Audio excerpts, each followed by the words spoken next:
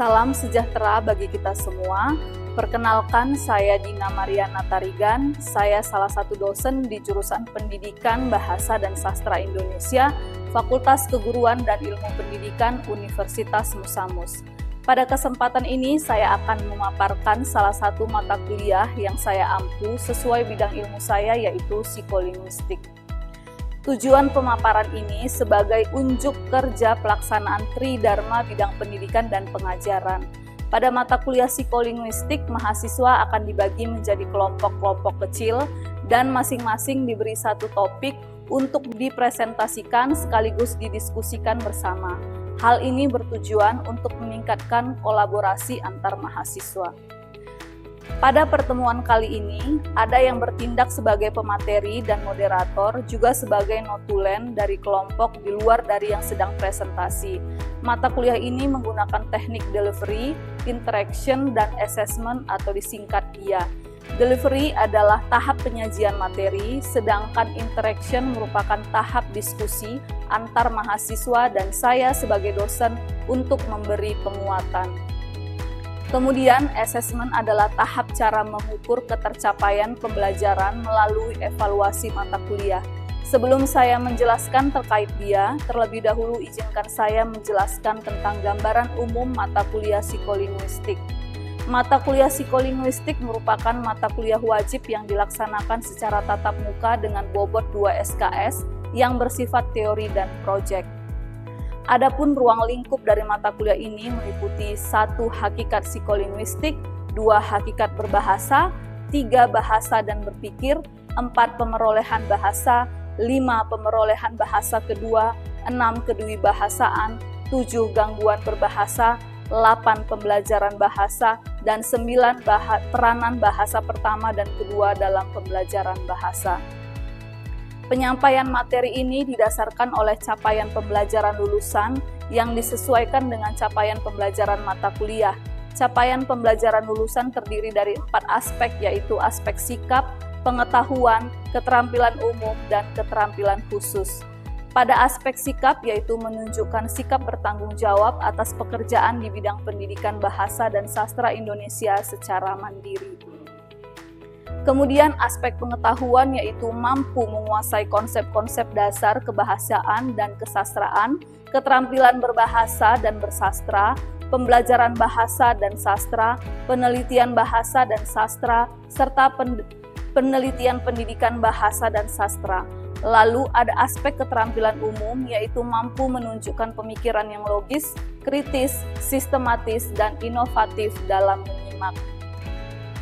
Selanjutnya adalah aspek keterampilan khusus yaitu mampu berbahasa dan bersastra Indonesia secara lisan dan tulisan dalam konteks keseharian, akademis, pekerjaan, serta mampu menggunakan salah satu bahasa daerah. Adapun capaian pembelajaran mata kuliah diantaranya adalah 1. Menguasai konsep-konsep dasar kebahasaan dan kesastraan, keterampilan berbahasa dan bersastra, pembelajaran bahasa dan sastra, penelitian bahasa dan sastra, serta penelitian pendidikan bahasa dan sastra. 2. Menguasai konsep teori pengembangan pembelajaran bahasa dan sastra. 3. Mampu menerapkan pemikiran logis, kritis, sistematis, dan inovatif dalam konteks pengembangan atau implementasi ilmu pengetahuan dan teknologi yang memperhatikan dan menerapkan keilmuan yang sesuai dengan bidang keahliannya. 4. Mampu memelihara dan mengembangkan jaringan kerja dengan pembimbing, kolega, sejawat, baik di dalam maupun di luar lembaganya. 5. Mampu menganalisis dan menerapkan teori, konsep, pendekatan dalam pembelajaran bahasa dan sastra Indonesia, serta menghasilkan desain pembelajaran yang inovatif untuk pembelajaran bahasa dan sastra Indonesia. 6. Mampu merencanakan dan melakukan kajian terhadap implementasi pendidikan, bahasa dan sastra Indonesia melalui pendekatan secara terintegrasi. Untuk mencapai CPMK tersebut, pada mata kuliah ini dibagi menjadi 14 kali pertemuan untuk proses pembelajaran dan 2 kali pertemuan untuk UTS dan UAS. Untuk UAS, mahasiswa diberi proyek untuk membuat makalah, kemudian mempresentasikan makalah tersebut dengan mengangkat beberapa isu pemerolehan bahasa pertama pada anak serta gangguan dalam berbahasa. Sekarang saya akan menjelaskan terkait dengan dia. Pertama, pada tahap delivery, penyajian materi menggunakan tayangan PowerPoint sebagai media. Selama proses pembelajaran berlangsung, saya menggunakan metode ceramah, kemudian presentasi dan tanya jawab yang dilakukan oleh mahasiswa. Lalu pada tahap interaction dilakukan dengan cara tanya jawab dan diskusi, baik antar mahasiswa maupun mahasiswa ke dosen. Pada saat diskusi, mahasiswa akan saling berinteraksi, yaitu dengan cara mahasiswa yang akan menjadi audiens bertanya mengenai penyajian materi kelompok yang sedang presentasi. Hal ini untuk melatih pemahaman mahasiswa terkait materi yang diberikan.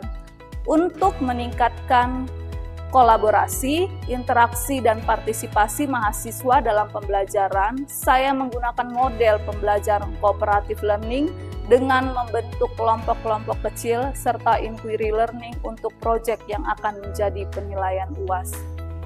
Selanjutnya tahap assessment, saya mengukur ketercapaian pembelajaran mata kuliah melalui pemberian tugas kepada mahasiswa, baik tugas kelompok maupun tugas individu berupa proyek yang akan menjadi penilaian UAS yang bertujuan untuk mengukur tingkat pemahaman mahasiswa terkait materi yang telah diajarkan. Untuk pembobotan penilaian yang saya gunakan terdiri dari kehadiran 15%, tugas 15%, presentasi dan keaktifan 15%, UTS 20%, dan UAS 30%. Pada video pembelajaran kali ini, mahasiswa akan presentasi dan diskusi dengan materi pemerolehan bahasa pertama. Demikian deskripsi singkat saya, semoga dapat memberikan gambaran mengenai kegiatan pada bidang pendidikan dan pengajaran yang saya lakukan sebagai dosen, khususnya pada mata kuliah psikolinguistik. Atas perhatiannya, saya ucapkan terima kasih. Selamat sore semuanya. Iya, sebelum kita mulai materi kita hari ini, kita berdoa dulu. Berdoa dimulai. Berdoa selesai. Oke, selamat sore semuanya. Sore. Iya, hari ini kita masuk seperti biasa ya, masuk mata kuliah psikolinguistik di pertemuan kelima ya. Pertemuan kelima materinya, topiknya itu pemerolehan bahasa. Oke, nah sebelum kita masuk ke materi ini ya, masih ingat nggak materi sebelumnya, pertemuan yang sebelumnya, yaitu apa itu bahasa? Siapa yang tahu? Ayo, apa itu bahasa? Angkat tangan saja. Ya, apa itu bahasa, Maria? Bahasa adalah bagian fundamental dari keseluruhan perilaku manusia dan para psikolog behavioristik menelitinya dalam rangka kerangka itu dan berusaha merumuskan teori-teori konsisten tentang perolehan bahasa pertama ini. Iya, selain itu, simpelnya apa itu bahasa?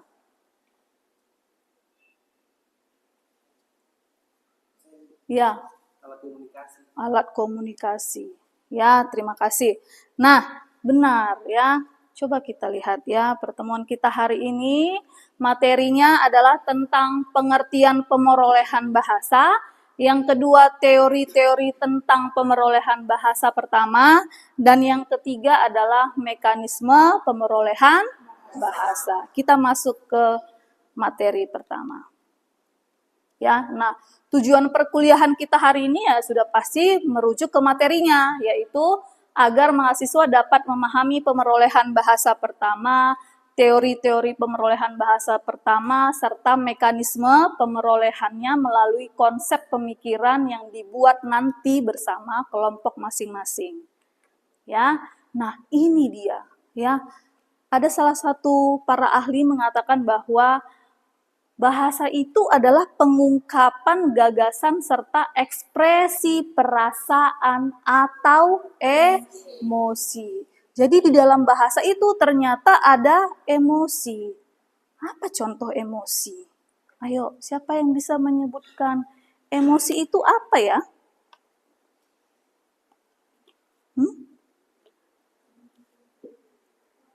Apa itu emosi? Kalau marah emosi nggak? Emosi. Kalau senang emosi nggak? Kalau sedih emosi nggak? Iya, semua itu emosi. Ternyata di dalam bahasa itu juga ada mengandung emosi atau perasaan. Lalu apa hubungan bahasa dengan pemerolehan bahasa pada anak? Ayo. Kalau kita berbicara tentang pemerolehan bahasa anak, ya, itu sudah pasti berhubungan dengan anak-anak, ya. Nah, jadi pemerolehan bahasa itu hanya terjadi pada otak atau memori si anak. Ya, boleh kalian catat ya. Pemerolehan bahasa itu hanya terjadi pada otak anak. Selain itu, pemerolehan bahasa itu ya bermotivasi internal. Jadi hanya terjadi di dalam diri anak. Tujuannya untuk diri si anak. Lalu bagaimana si anak memproses bahasa? Ada juga tingkah lakunya. Ya. Lalu pemerolehan bahasa itu juga komunikasinya verbal. Ya. Lalu bunyi-bunyinya kacau. Coba kalian perhatikan anak-anak berbicara. Ya.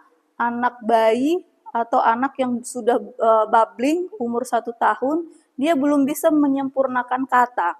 Ya. Tapi bunyi-bunyinya kacau. Itulah di dalam proses pemerolehan bahasa.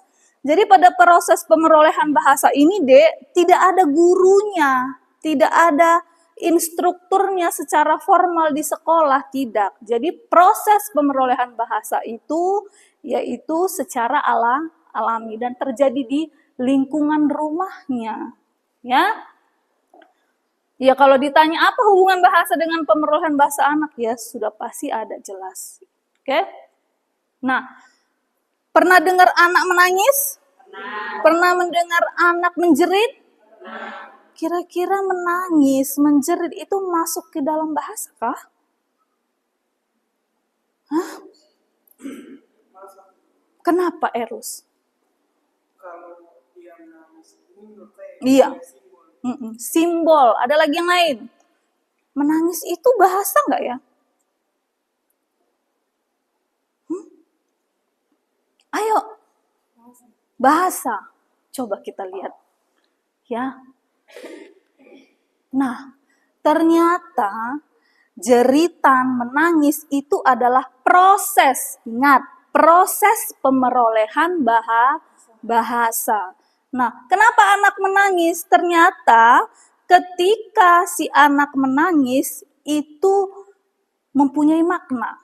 Ya, bayi itu menangis mempunyai makna, yaitu memberitahukan apa yang dia inginkan. Coba kita lihat ya.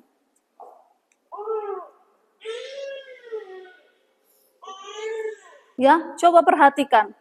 Kalau tadi kalian perhatikan, dia ada bunyi apa saja yang dikeluarkan si anak? Ya kan? Ya kan? Jadi semua bunyi itu punya makna nggak? Tidak. Tapi secara bahasa itu tidak punya makna. Tetapi secara teori bahwa bunyi yang dikeluarkan yang tanpa makna itu mempunyai makna. Paham ya? Oke, kita lanjut. Nah, Chomsky mengatakan ya bahwa ketika manusia baru lahir itu sudah punya bakat bahasa atau bawaan bahasa. Jadi kita ini semua sebenarnya ketika lahir itu sudah mampu berbahasa. Ya. Apa kata Chomsky? Coba dibacakan. Salah satu. Bakat bahasa adalah setiap anak yang memperoleh bahasa tidak hanya sekedar belajar sebuah formulasi tuturan yang acak, tetapi mempelajari seperangkat kaidah yang melandasi prinsip pembentukan pola ucapan. Iya, ya. Jadi setiap manusia itu sudah mempunyai bakat bahasa atau bawaan bahasa. Tuh, tidak ada manusia yang tidak berbahasa menurut si Chomsky, ya. Nah, bagaimana cara proses pemerolehan bahasa pada anak bayi itu? Yaitu anak-anak itu sudah mampu membuat konstruksi perangkat kaidahnya sendiri dari sekumpulan tuturan yang didengar dari sekitarnya. Anak-anak itu belajar dari mana? Ya dari lingkungan. Jadi kalau lingkungan, ibunya, orang tuanya ya mau memberikan stimulus, maka respon si anak cepat berbahasa. Tetapi kalau ibunya jarang berkomunikasi, diem-diem saja, ya malas berinteraksi anaknya, maka berbahasanya juga lambat. Tapi pada dasarnya si anak ini sudah mempunyai bakat bahasa atau bawaan bahasa. Paham ya? Oke, kita lanjut. Nah, ini dia. Menurut Chomsky, bakat bahasa universal adalah kesemestaan bahasa. Kesemestaan bahasa itu ada 2, yaitu substantif dan formal, ya. Apa itu substantif? Ini dia. Jadi si anak itu di dalam memorinya ada 2, substantif dan formal.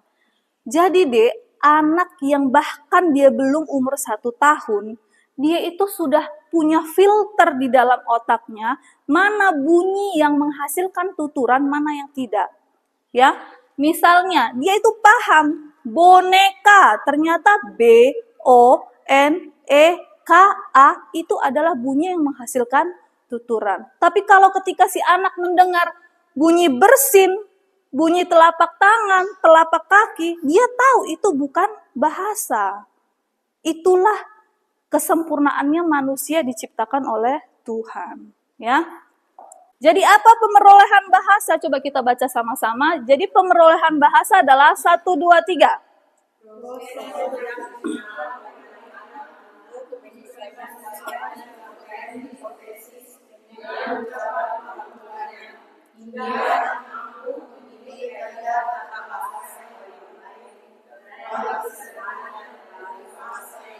Iya, jadi pemerolehan bahasa itu ya, apa tadi katanya, anak-anak itu sudah mampu membuat serangkaian hipotesis dari ucapan, ingat, ucapan orang tuanya yang paling sederhana. Ya, biasanya paling sederhana, kata yang paling sering dikeluarkan anak, kata pertama apa? Mama, papa, minum, cucu, katanya kan, makan, ya kan? Itu kata yang paling Kenapa? Karena kata-kata itu ada di lingkungan sekitarnya.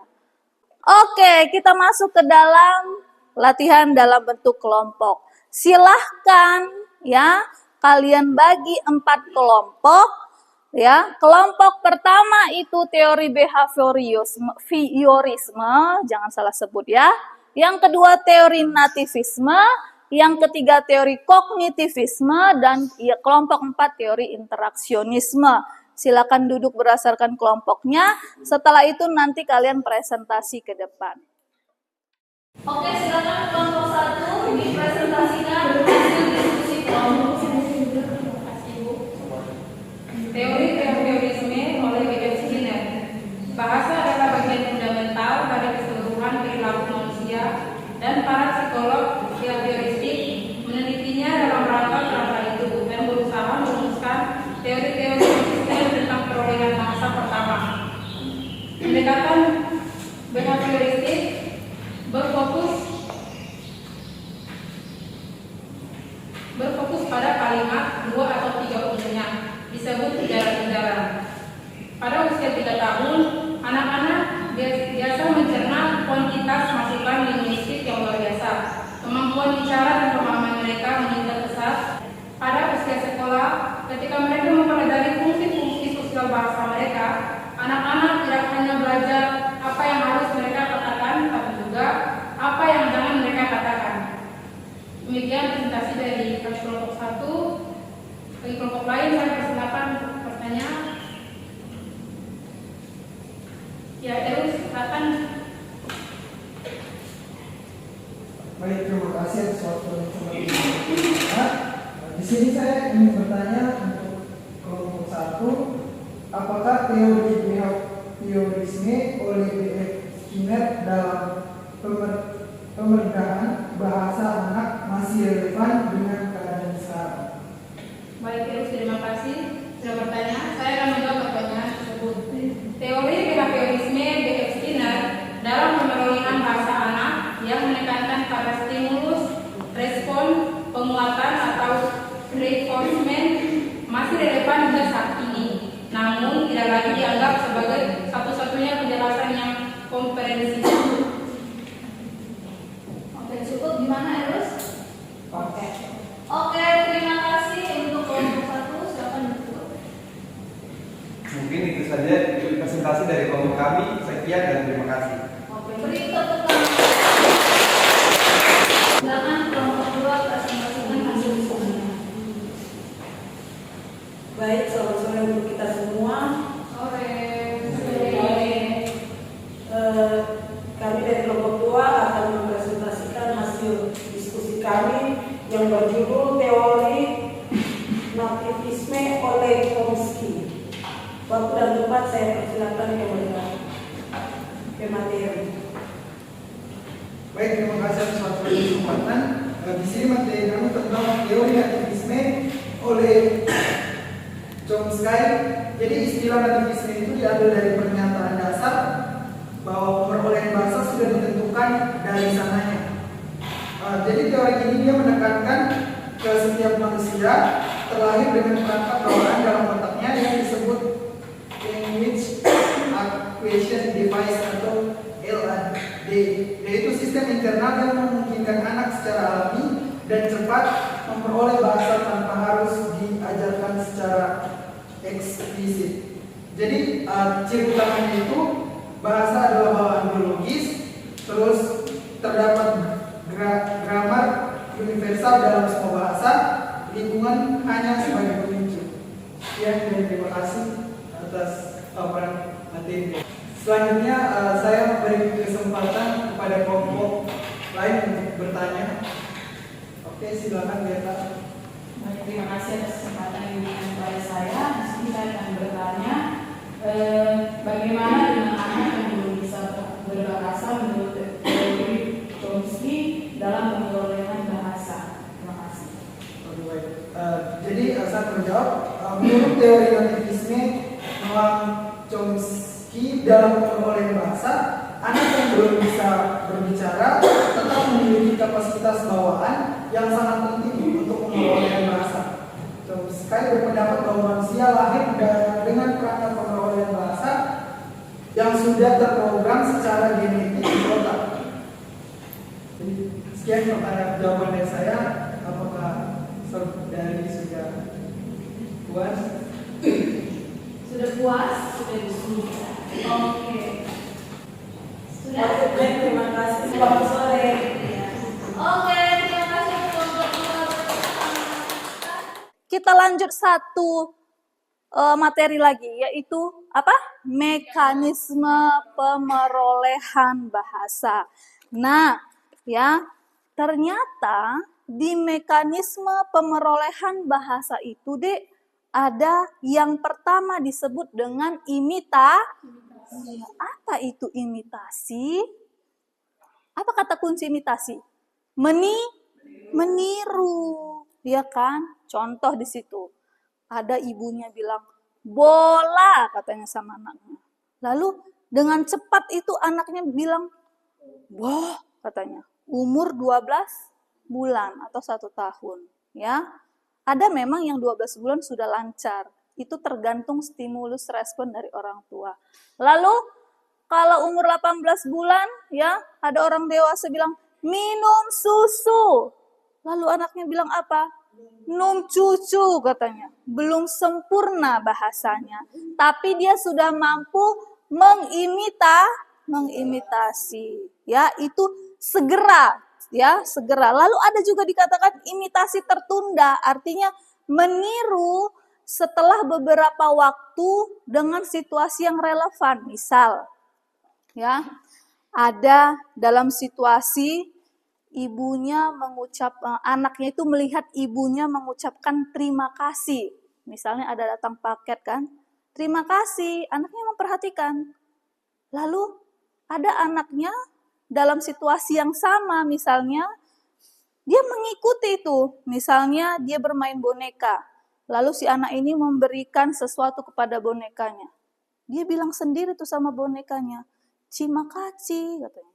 Pernah nggak dengar begitu anak ngomong sendiri? Itu namanya imitasi.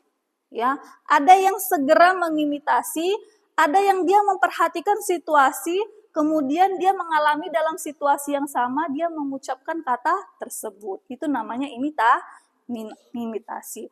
Lalu yang kedua, sampai di sini kita akan masuk di dalam akhir dari pertemuan kita. Ada yang mau ditanyakan? Pertanyaan penutupnya? Iya. Bagaimana proses terjadinya pemerolehan bahasa? Iya, Dek. Ya, sebenarnya ini ada materi ini kita lakukan nanti di pertemuan ke-6, yaitu proses pemerolehan bahasa. Tapi singkat saja yang saya bisa jelaskan, yaitu proses pemerolehan bahasa itu ada dua. Ya, boleh kalian catat. Yang pertama adalah kompetensi. Apa itu kompetensi? Proses penguasaan tata bahasa. Bagaimana di dalam proses penguasaan tata bahasa itu si anak itu mampu memperoleh bahasa. Lalu yang kedua yaitu performansi, yaitu kemampuan anak menggunakan bahasa untuk berkomunikasi. Ingat, proses pemerolehan bahasa ada dua, yaitu kompetensi dan yang kedua adalah performansi. Oke? Oke, kalau begitu kita sudah sampai di akhir pertemuan, ya. Nah, sebelum kita mengakhiri, saya mau menyimpulkan pertemuan kita hari ini, ya. Nah, apa saja tadi yang kita pelajari? Yang pertama adalah pengertian pemerolehan. Iya. Apa tadi pengertian pemerolehan bahasa? Ada yang bisa sebutkan? Apa itu pengertian pemerolehan bahasa? Lupa.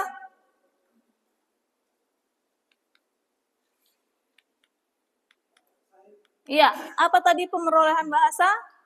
Pemerolehan bahasa proses di mana manusia memperoleh kemampuan untuk memahami dan menggunakan bahasa. Proses ini terjadi pada anak-anak dan orang dewasa dan dapat dipengaruhi oleh berbagai faktor. Iya. Yang kedua, setelah pengertian proses pemerolehan bahasa, pengertiannya yang kedua adalah teori-teori pemerolehan bahasa. Ada berapa teori pemerolehan bahasa? Yang pertama, yang kedua, yang ketiga, yang keempat, iya. Lalu yang terakhir kita belajar mekanisme pemerolehan bahasa. Ada berapa mekanisme pemerolehan bahasa?